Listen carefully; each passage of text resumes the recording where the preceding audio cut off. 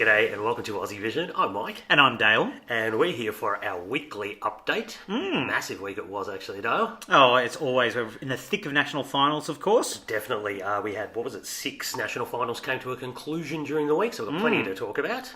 But let's start off with something else that happened during the week. Tickets came out, or some information.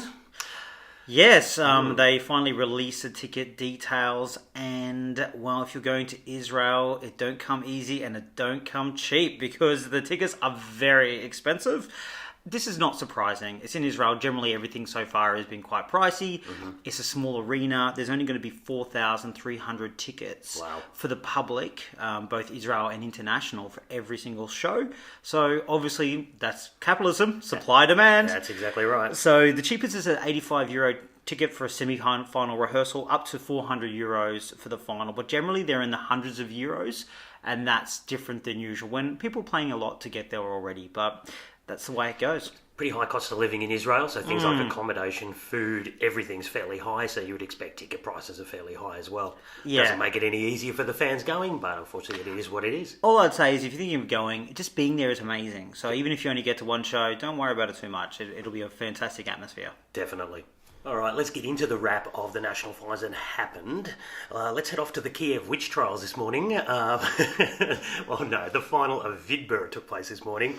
We do have a winner. It's Maruf with Siren Song. Baby, this is the real storm, burning in the flame. Wanna know my secret, babe?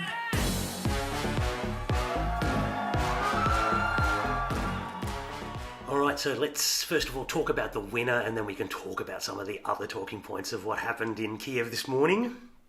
Yeah, look, I think Maruf was a deserved winner. I think there was a few things we wanted to change from the semi. Calm down the over-the-top performance, for a better word, which I think she really did, but didn't kind of stop herself in the way that she is, in the way that she presents herself, which I thought was amazing. I really enjoyed the performance. We had a leg high heel gun motion going on. We still had someone being led by a ponytail. So there was still that grit of the performance. I think her vocals better. The overall package was great. And look, to me, in those 6 songs, it was a standout for sure. It was her and then Daylight. So I'm glad it won. Yeah, look, I'll totally concur with all of that. I thought performance was much better for mine from the semi-final. Her styling was great. She looked fantastic. And the performance was still strong and sexual, but it was on the right side of the line where we had concerns perhaps it wasn't the last time. I also agree this was the standout of the final. They would have been in a bit of trouble sending anything else, to be honest, I think. So I think we got there in the end with the right result. Yeah, I think this is definitely the one song that can get them out of a semi-final at Eurovision. I would worry about all the other ones. I would like to see some of the... I wasn't big on the colour. I like the colour scheme and her outfit more of the first semi. But hey, it's a long way till May. Yeah, exactly. How she can actually walk in those heels is an award-winning thing for me anyway. But well, let's have a talk about some of the other talking points from this morning because there was a few. Oh, jeez. What did we think of the process this morning? Yeah, look, I mean, it was a lot for getting up at 3 a.m, but it certainly kept me awake. There was a lot of discussion throughout the entire thing around Crimea and Russia. A lot of acts had either ties to Russia from family, from being Russian originally, or the fact that they tour in Russia, and they were quizzed very harshly. Interrogated, I think, is actually the right word, and I'm not even exaggerating this. It wasn't, no. Particularly from Jamala, let's say that she was probably the leader, and I understand that, obviously, she has family in Crimea, she can't visit. We are not from a conflict country, so it's hard to understand exactly what's going on here, but this is, this was so outrageously in front of everything that you had people having to denounce their parents to say that they would take up Ukrainian citizenship. I felt a bit sorry for Anna Maria. They were basically, put on trial and found found guilty of treason, really, and had to pretty much asked to denounce their parents. I mean, it is a very not odd. It's a very sticky situation politically. They're at war, these people. I mean, Yeah, and I mean, some people may say, okay, well, look, you had family in this. Did you not think that this would be an issue going into this national final is one thing. However, when you got Maruf, who does tours in Russia and has connections there, but is completely Ukrainian, to be asked to answer a question and say, is Crimea Ukrainian? And virtually, if she didn't do that, she would have not won. Definitely. But then she also harmed her career in Russia. Well, having won Vidba doesn't give her automatically the ticket to get to Tel Aviv, because apparently there is a 24-hour period. She needs to sign a contract, and she may not be going to Tel Aviv after all. Well, yes, UAPBC, who's the broadcaster as part of the EBU, have never done this before in Vidba, because another channel actually runs the show, STB, a commercial channel.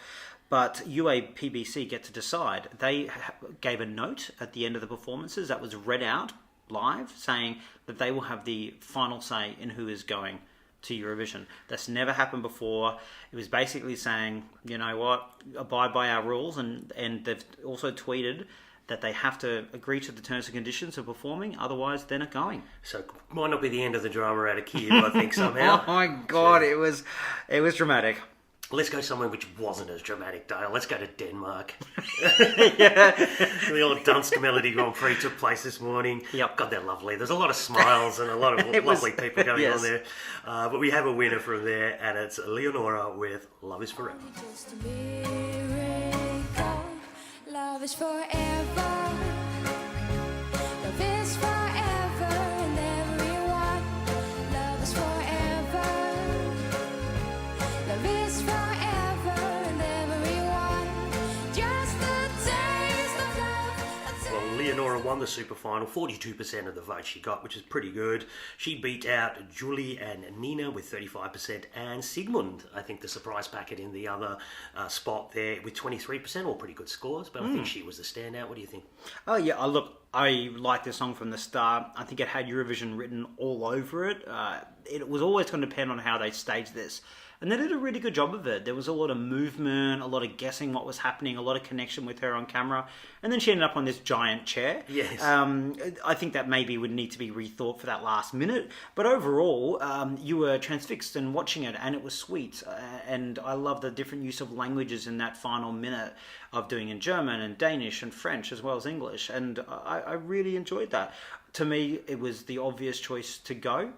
I think the other songs were good. It was the right three in the super final, but I'm really happy Leonora won. I like the song. Yeah, I agree with that. Definitely the right three. On the performances of the night, the right three made it through to the super final, and I think she was the standout. I mean, I thought the show itself was pretty good. It was pretty tight. They kept it running. They had their usual sort of Danish skits. And, you know, was it Shanae and Evergreen even made an appearance as well? There was a reunion. That was a highlight. I did actually let out a little squeal at that point. I think, yeah, good, fun, easygoing show. It was kind of nice to have that after Ukraine, because the drama was still happening in Ukraine. It was, yeah. And it was so much tighter. Like we didn't say before, Ukraine went for 3 hours and 40 minutes. For 6 songs. For 6 songs. I run marathons faster than that. And the Danish, who had 10 songs, and they got it through way faster. Yeah, good job, Denmark. It was a good job. I thought overall it was pretty good. There was some questionable styling and staging sort of decisions made, but oh well. Yeah, you know, enjoyable show. It was. Let's go over to Hungary. Adal came to a conclusion this morning. We have a winner. It's Yossi Papai. He's singing Az En Apam.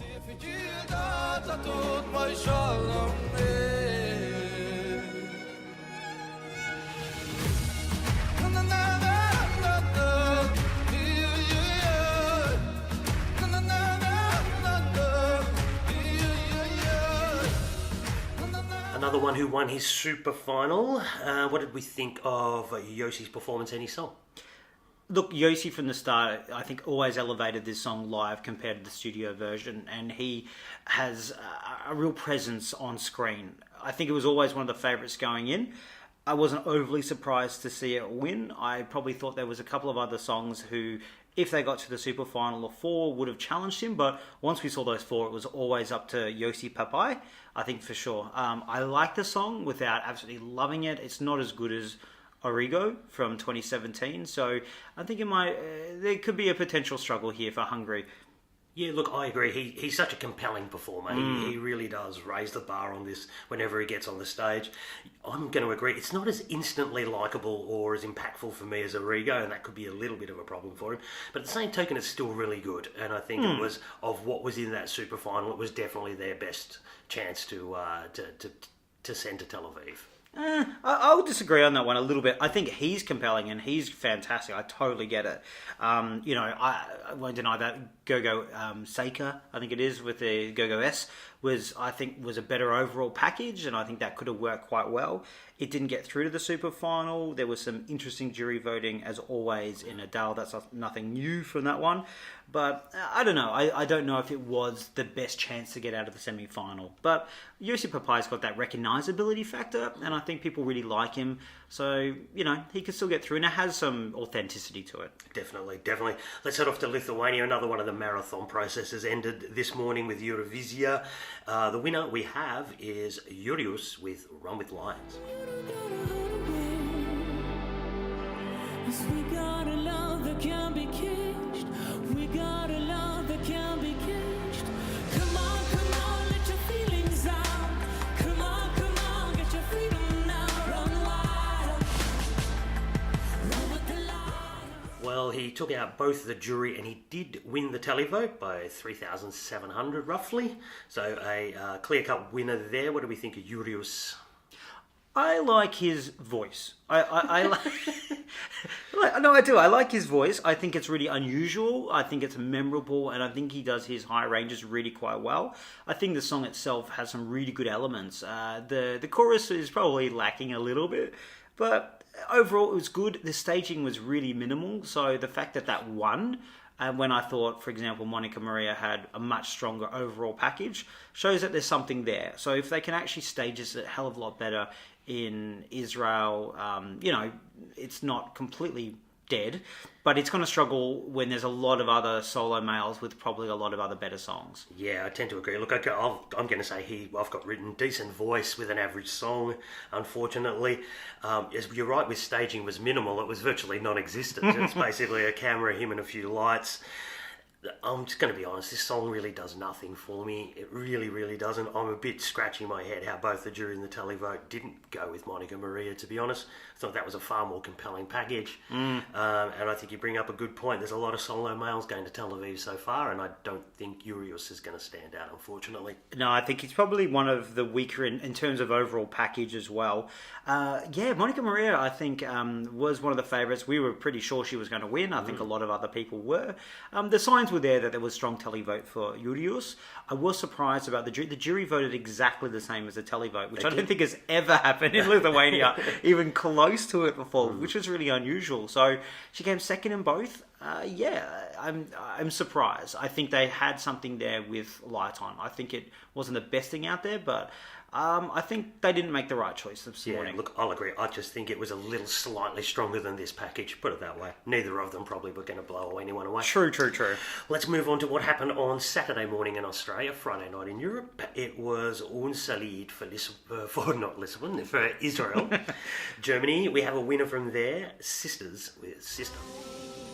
See flames in your eyes till they burn so bright.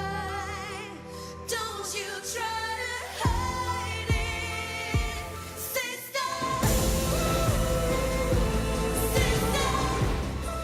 Well, the girls beat out Makita, Lily Among the Clouds, and the fan favourite Ali Ryan. What do we think of this one? Well, this was quite the surprise, wasn't it? Yes. Before going into the result, I guess I'll talk about the song. I think the two women did a really competent job on the night. I think it was my last song on Studios, and it certainly elevated a few places for me because I thought overall they did a solid vocal, they had a solid staging concept, and they worked well together. So it went up there. Never in my wildest dreams did I think that this would win, but the other songs kind of dropped off a little bit. Yeah, look, I'll agree. This was solid. It was solid in the staging. It was solid in the vocal and general performance. Whereas perhaps some of the others, either had one thing going right and one thing going wrong for them. So eventually the kind of consistency, I think, drove it to the top of the pack. I can't say this song did a lot for me in the studios, and I can't say it does a lot for me in the lives. Kind of a bit of a negative one today, I know. But look, they did have really good vocals. This might be something after a few listens that grows on me. I'm not really sure, but yeah, I was very, very, very surprised this one, to be honest. I think there was this. The Germans put a lot of effort into organising this and their process. They had 20 international jurors, more than anybody else. Every single one of them had been a jury member before at Eurovision. Oh, wow. They had the 100-member panel of other people in Europe, like a kind of mini European public, and then they had the German televote as well. Yep. So the sisters, who aren't sisters with their song Sister, they won 2 of those, but not the European public. So they put a lot of effort into this. Have they over-engineered the whole thing a little bit? I'm not sure, but at the same time, it was because you had Ali, who I thought staging was just too overblown, and if they've done a better job of that, but saying that, she flopped with the juries completely. Makeda just missed a few big notes, and I think if she'd hit those, like that recap was never helping her, and if some little things happen like this, it ended up being 4 songs that were pretty good. They were all close together in the voting at the end. And as you said before, the one that made the least amount of errors ended up winning. But that's never going to do well at Eurovision. You can't just be the safe and sound one. Yeah, I'm really interested to see what Germany's results will be this year with that song. Let's move on to what happened last weekend. Romania. Oh, jeez. Selección Nacional. We had a winner. It was Esther Piuni with On a Sunday.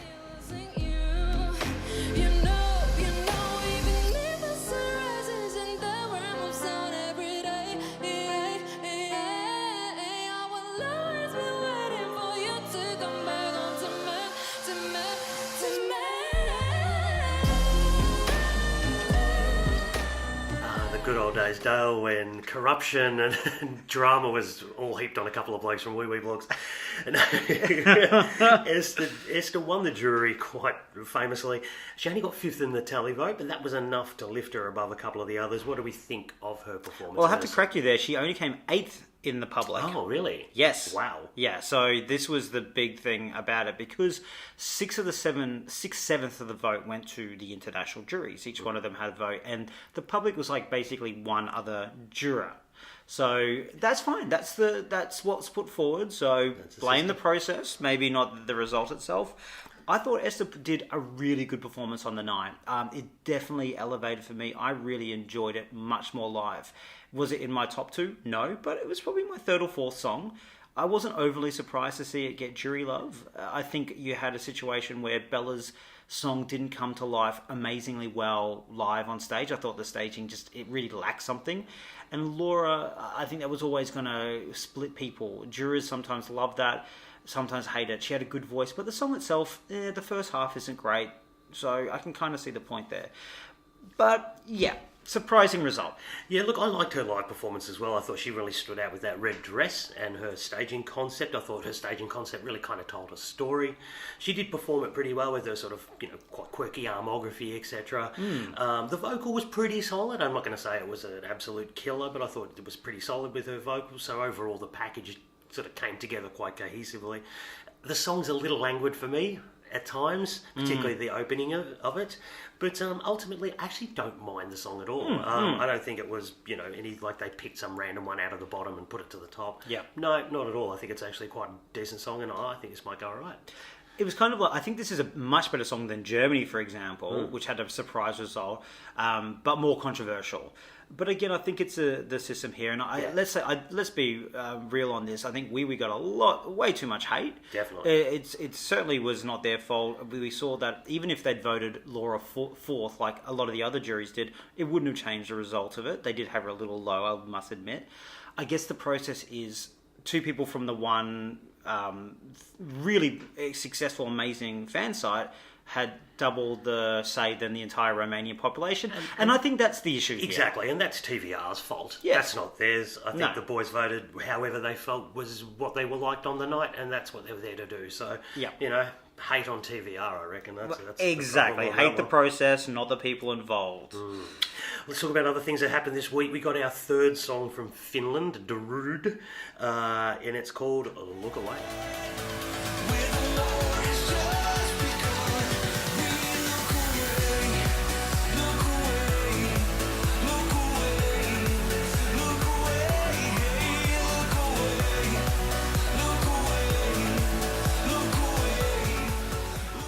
Well, I think this one for me, it's got a bit more of a pop structure and a bit more of a pop vibe to it than a couple of the two previous ones.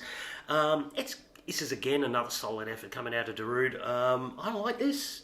Can't say it's my favourite though, because I think number 2, Superman's probably the one for me. Yeah, I'm agreeing with you actually. I thought it was good. A lot of people are really enjoying this, and it seems to be neck and neck between this and Superman. For me, I think Superman is better. I think it's even interesting when you see the video. The video production of Superman's a lot better, which kind of also says to me maybe they're erring on that one. Ooh. But people are really liking this. I do see the appeal. I just don't think... I think the second song with Superman has just more Eurovision about it. But this third one, I don't know. I enjoyed it without loving it. Yeah, it'd be interesting to see how they present all three next week. Yes. And see if one of them elevates coming out of that. Other things that happened this morning, Sweden. We're on to our final semi-final of Melody Festivalen out of Lidköping. Another entertaining show, I thought. Yeah, look, I think this is actually probably my second favourite semi out of the 4. So I think overall it was quite good. Yep, let's go about with our directi finale. We had Bishara On My Own. What did you think of that one? Well, it's like watching a junior Eurovision performance. Oh, I look, yes, of course, he's of age to compete in Eurovision.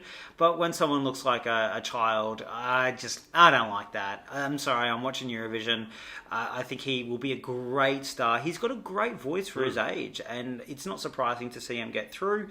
But it's not what I want to see at Melfest or Eurovision. But that's just me. He's got some real charisma, the kid. I'll give him that. Oh, yeah, And yeah. I think he's going to be quite a performer. I didn't think his vocal was overly strong at times, etc. But he seemed to have a lot of love in the hall. So I wasn't too surprised he went direct to the final. Let's talk about the other one, John Lundvik, Too Late for Love.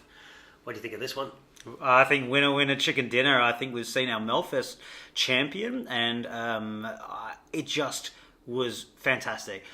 John Ludwig's so likeable. I think there's a line that Mans says in one of those Eurovision performances, you've got to look down the camera and be lovable but not desperate. And he does that so well. You really connect with him. I think the song, it's got that choral gospel side of things without being over the top. There's a couple of parts where it jars for me slightly, the way they go in between chorus and verse. But the final, minute and going off, I'm just like... It just has massive winner vibes. I really enjoyed it, and it pains me because I thought Victoria had a chance, and I think she's gone now. I think I could pretty much hear Victoria and Jon Henriks weeping from Brisbane, to be honest, because I think John Ludwig smashed it out of the park. It stands out for me as well. I think this could be the winner of Melody Festival this year.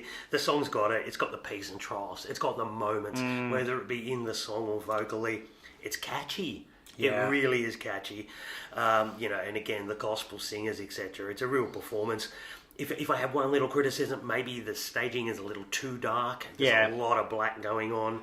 But apart from that, it's a real standout. I was really, really impressed with that one. Yeah, I think if this goes, this is going to be my favourite Swedish entry in a few years. Absolutely. I've turned cold on Sweden. They've just not been giving me life. And this will be my favourite since Heroes, for sure, if this goes through. Yeah, I know there's been a bit of a backlash about these, sending the young white male guy singing a pop song. This doesn't... Quite plasticky pop song. Exactly. This is different. This has heart, this has feeling there. Yeah. Even though it's not the most complicated song in the world, it's just done very well. Good pop, but very, very good pop. Let's go on to Andra Hansen. We had Lisa Ajax with Torn. What do you think of her performance, her ballad? It was good and solid. It just was very there. Okay. It didn't set me on fire to me. It was B grade Victoria. Ooh, harsh.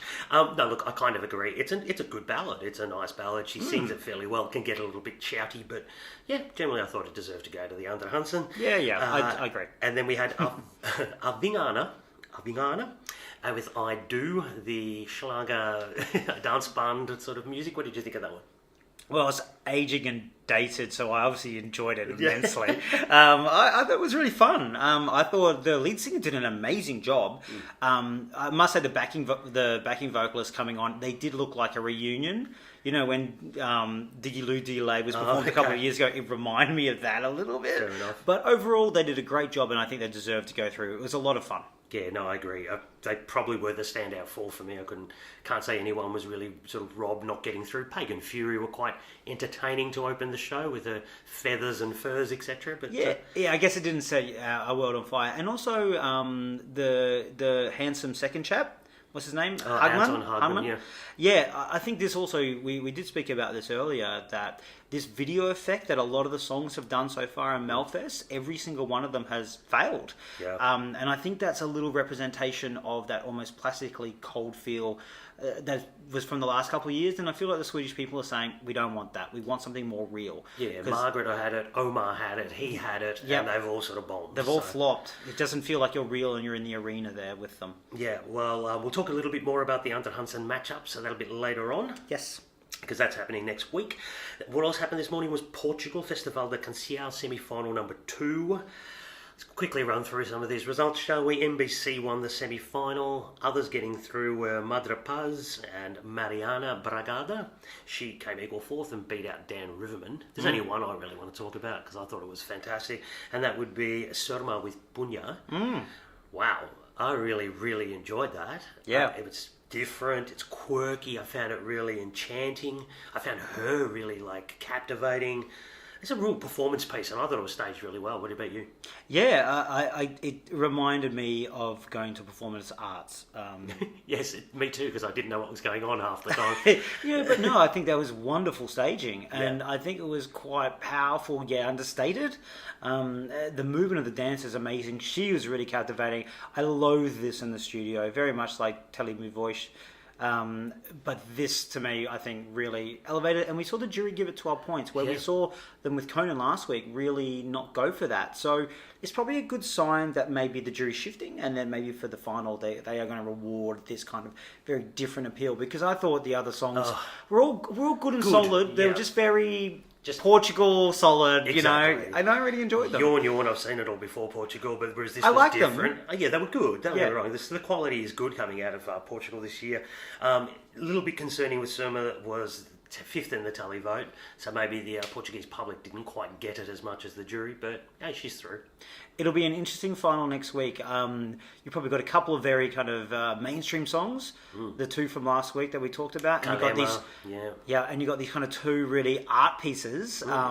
So how that is all going to play out, I'm actually really excited, and I think I'm going to really want to watch that final. And it's probably the first time I've said that about Portugal. Hopefully, the quirky ones don't split the vote and get punished. But who knows? Who knows? It'll be an interesting final. Let's see what comes out of there.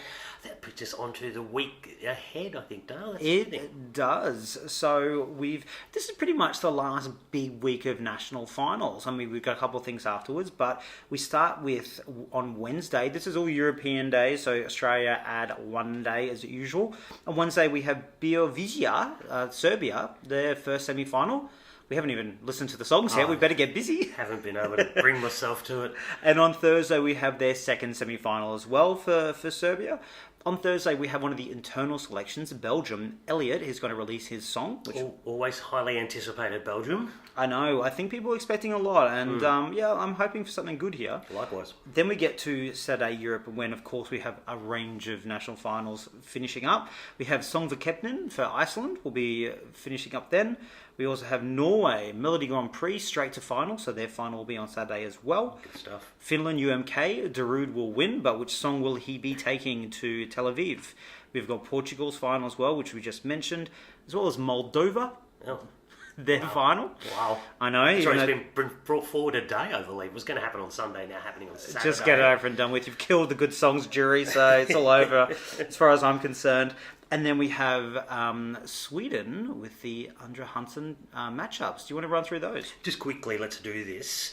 First of all, we're off to Nyköping for the Under Hansen. We've had a lovely time at Nyköping. Oh, yeah. Train station, anyway. That's as far as we got. We almost missed our flight from Eurovision 2016. That is another story for another day. I know. Well, let's talk about duel number one. I've got to say, this one I think is probably the toughest one. Andreas Jonsson will be up against Anna Bergendahl.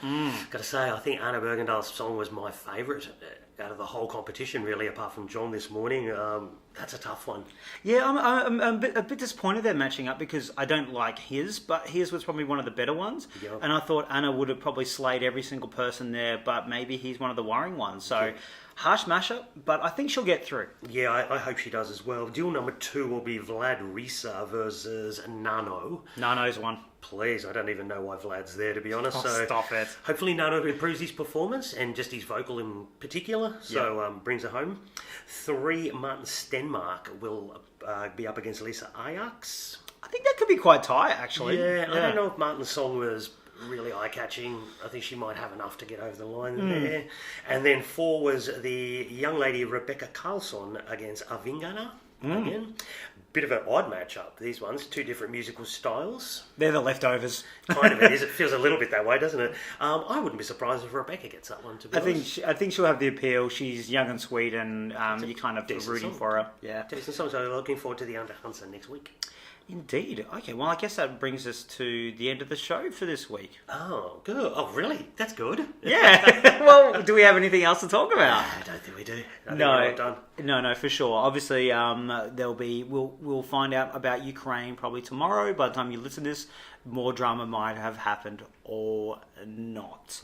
Could be some very difficult questions being asked, Dale. Yes, and what we'll say is after this and after the weekend, we're going to have a lot of internal songs coming out at once. So get ready. The songs are coming. People are getting excited, but we'll wait and see what happens. Thanks for joining us, guys. See you later. Bye.